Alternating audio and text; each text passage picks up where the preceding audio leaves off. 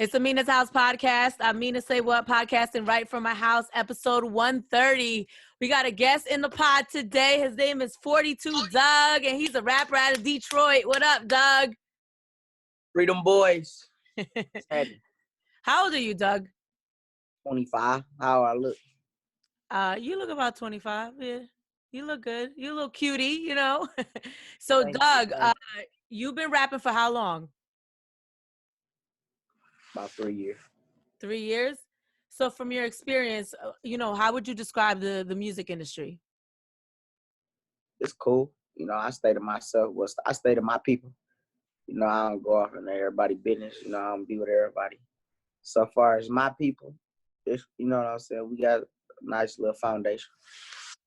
So you're signed to Yo Gotti's imprint, the CMG label, and then also to Lil Baby's label. So how does that work out in terms of you being like an artist? They both just let me do whatever I want to do, And if I need advice, I can go to each one of them, you know what I'm saying? And they just tell me what they think I should do or how they think I should do something.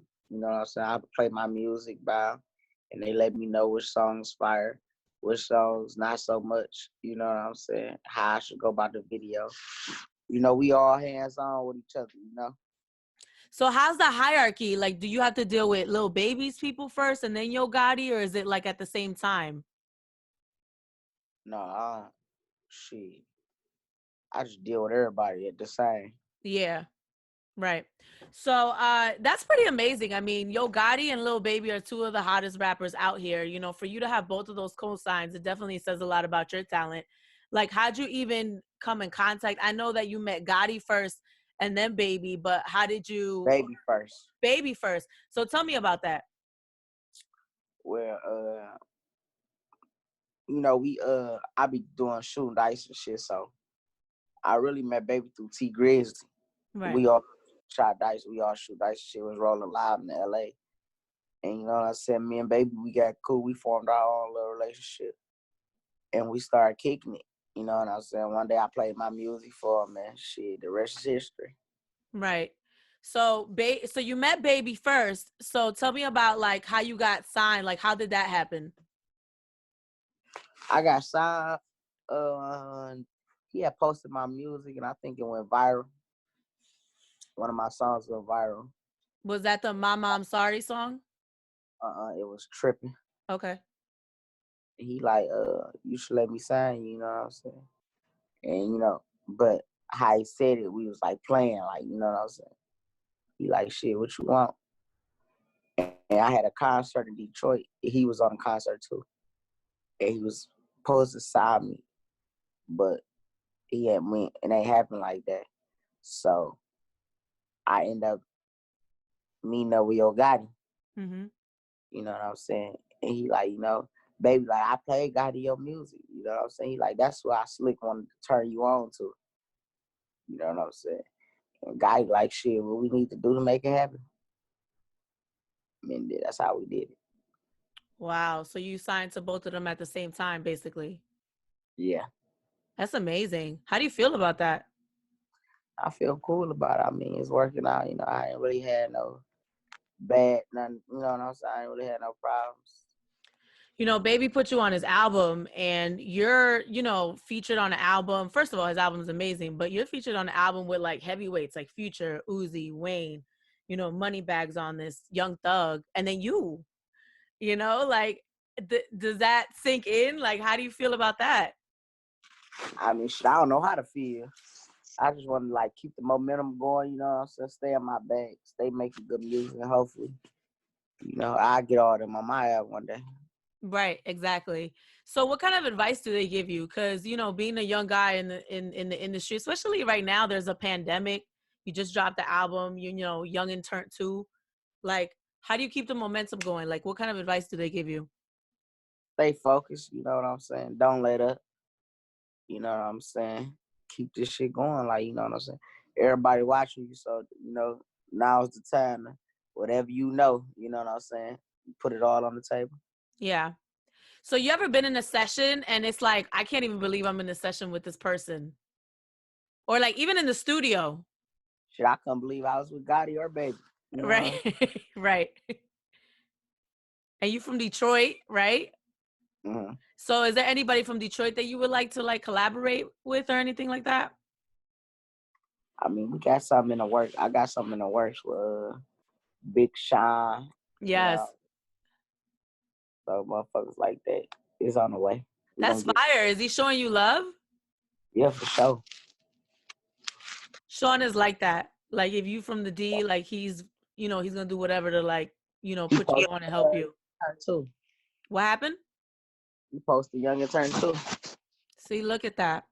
So you working on, how did that work out? Like, have you guys met before? Or was it all through the internet? We ain't met yet, but you know what I'm saying. We know a couple people that some motherfuckers told me like Sean fuck with your shit. I'm like, I fuck with his shit too, so shit. It's only a matter of time. That's fire. That's Yeah. so fire.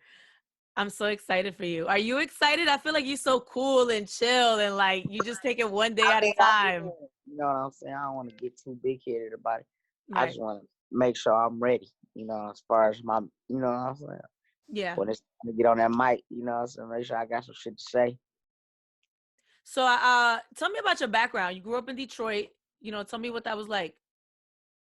I mean, it was like, it was a little, I wouldn't say hard because I was in it. So, I don't feel like it was hard, but, I faced some adversity. I went to prison at 16. So it was like, I didn't grow up like the regular motherfucker. I missed 12th grade year. I went to prom, but, what I'm saying? I missed my 12th grade year. And I really raised myself in prison as far as, all the shit I know. You know what I'm saying? I had to teach myself. So, as far as that, that's what it was. Yeah, I read that about you. Do you feel comfortable talking about why you went to prison? Yeah, I was in there for carjacking. So they sent you right to prison, not to juvenile?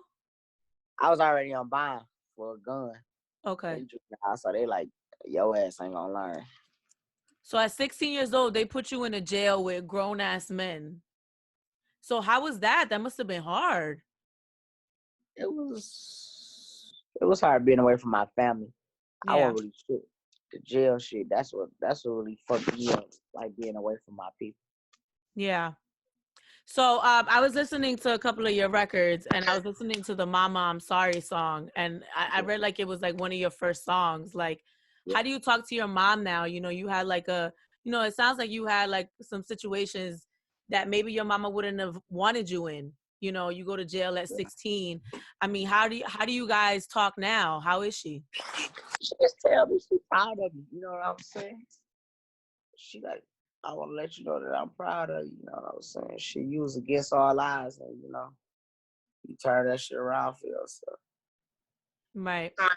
Is your relationship a little better? Because I feel like when I was listening to the song, I kind of got the sense that maybe you felt like she wanted something different for you. Yeah. Well, that song, I had went to boot camp. You know what I'm saying? That's how they was gonna let me out of prison. I went to boot camp, and I ended up getting kicked out of boot camp. You know what I'm saying? And she was like crushed about that shit. Right. That's how I made that song. I ended up having to do 2 more years in prison. I supposed to have 4 years. I ended up doing 6 because I got kicked out of boot camp. And she was like, she couldn't believe that shit. So you were in jail from 16 to 22? Yeah.